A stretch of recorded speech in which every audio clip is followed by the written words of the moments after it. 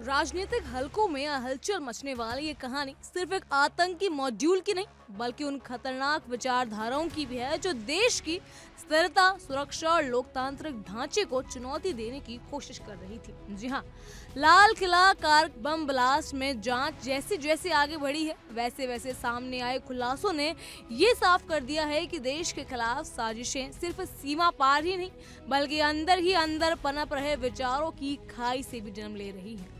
हैरानी की बात यह है कि जैश ए मोहम्मद के इस मॉड्यूल में शामिल आतंकियों के भीतर ही मतभेद इतने गहरे थे कि उनके बीच तकरीबन राजनीतिक ध्रुवीकरण जैसा माहौल बन गया था।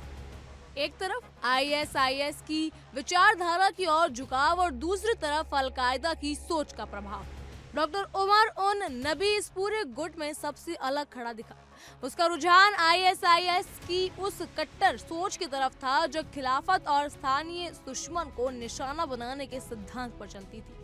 खुद को वो कश्मीर के बुरहान वानी और जाकिर मूसा की विरासत का वारिस मानता था। दूसरी ओर उसके साथी मुजमिल आदिल और मुफ्ती ईरान वागे अलकायदा जैसे दूर के दुश्मन पर हमले की सोच के करीब थे और इसी विचारधारा के चलते उमर के तरीकों और फैसलों से वो लगातार असहमति जताते थे।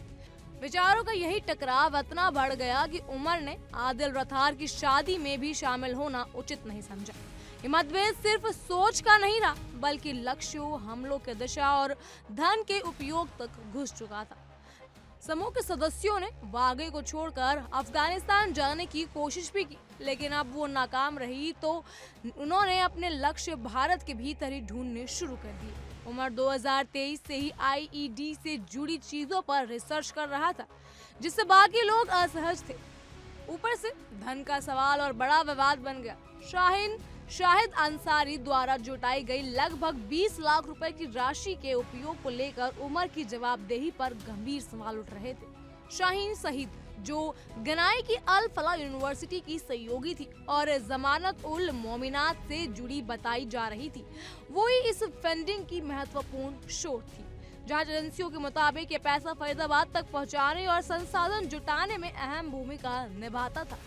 अक्टूबर में जब वागे की गिरफ्तारी हुई तो उमर एक बार फिर अपने गुट को एकजुट करने के लिए काजीकुंड पहुंचा।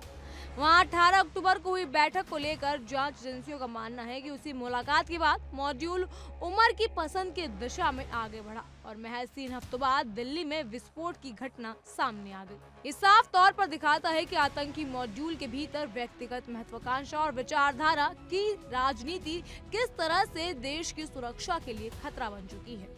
जब वागे की गिरफ्तारी ने पुलिस को बाकी मॉड्यूल तक पहुंचाया तो 2900 किलोग्राम से अधिक सामग्री की बरामदगी ने पूरे सिस्टम को हिला दिया।